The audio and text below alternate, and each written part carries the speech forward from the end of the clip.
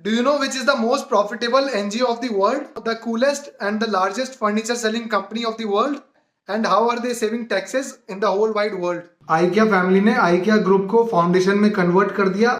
Netherlands में IKEA ने सबसे पहले फाउंडेशन बनाया, फाउंडेशन के अंदर एक और कंपनी रजिस्टर करी, उस कंपनी के अंदर एक और सब्सिडरी कंपनी रजिस्टर करी।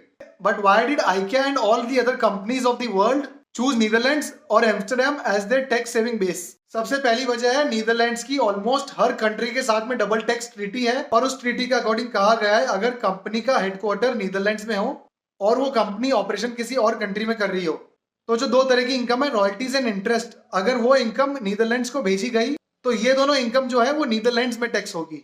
Let's say for example Netherlands में IKEA रजिस्टर्ड है और उसने अपना स्टोर खोला है लंदन में, तो लंदन में अगर उसको इंटरेस्ट इनकम या रॉयल्टी इनकम जनरेट हुई और वो इनकम उसने नीदरलैंड्स भेज दी तो सारा टैक्स उसको लंदन में नहीं लग के नीदरलैंड्स में लगेगा। अब सवाल उठता है कि नीदरलैंड्स में टैक्स लगेगा तो फिर लंदन में ही टैक्स भर देता भाई साहब वो।